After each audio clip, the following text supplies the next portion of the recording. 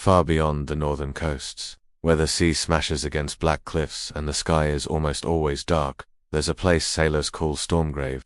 It's a part of the ocean where storms never truly end. Lightning rips through the clouds, thunder rolls like the drums of ancient gods, and waves rise high enough to swallow entire fleets. For centuries, Viking sailors stayed away from Stormgrave, not because of the storms themselves, but because of what lived inside them.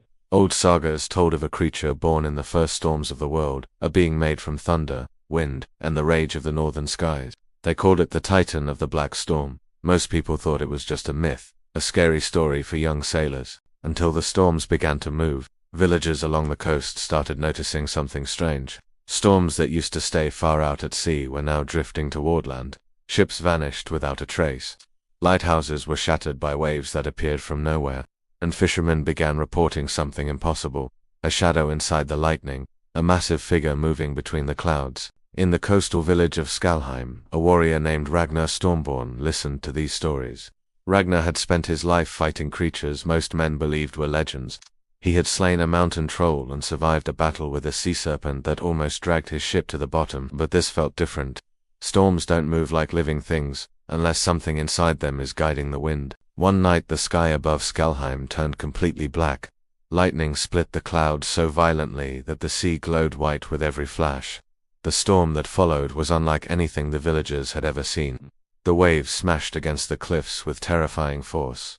But the thunder sounded wrong. It was too slow, too heavy, almost like footsteps. Ragnar climbed the cliff overlooking the sea, and then he saw it, high within the clouds, lit by a flash of lightning. A colossal shape moved through the storm. It was a massive humanoid figure formed from black stone and living lightning. Its body was enormous, easily the height of a mountain tower. Lightning wrapped around its arms like glowing chains, and its eyes burned bright blue through the darkness. The Titan had awakened. The creature stepped through the storm clouds as if the sky itself were solid ground.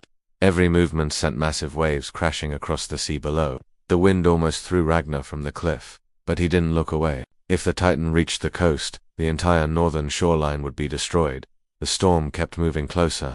Ragnar returned to the village and gathered the strongest warriors he could find. Only 5 agreed to follow him into the storm. Most believed they would not return. Before dawn, they sailed directly toward the black clouds. The sea quickly became violent. Waves hit the ship from every direction as lightning exploded across the sky. Within minutes, the storm surrounded them. Then the wind suddenly stopped. The ocean became strangely calm. Above them, the clouds opened, and the Titan descended. The creature landed in the ocean with a force that sent huge waves crashing over Ragnar's ship. It stood waist-deep in the sea, towering over their longship like a living mountain. The warriors froze. The Titan slowly turned its head toward them, its glowing eyes burning through the rain. Then it raised one massive arm. Lightning gathered around its hand before striking the water beside the ship.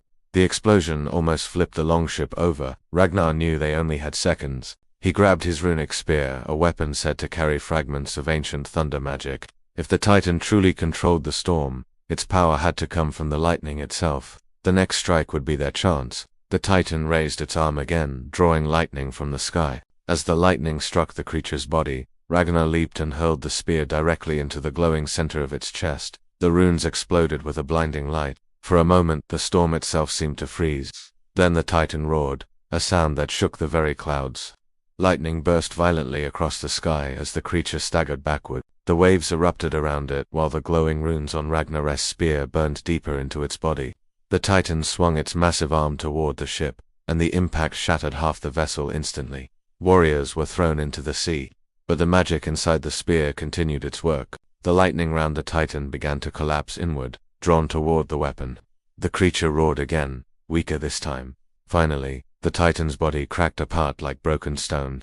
Its form collapsed into the ocean, dissolving into thousands of sparks of fading lightning. The storm began to disappear. Clouds slowly opened above the sea. For the first time in generations, the sky above Stormgrave became clear. Ragnar climbed onto a floating piece of the shattered ship, breathing heavily as the waves slowly calmed. The Titan was gone. But as the last thunder faded across the horizon, Ragnar noticed something strange.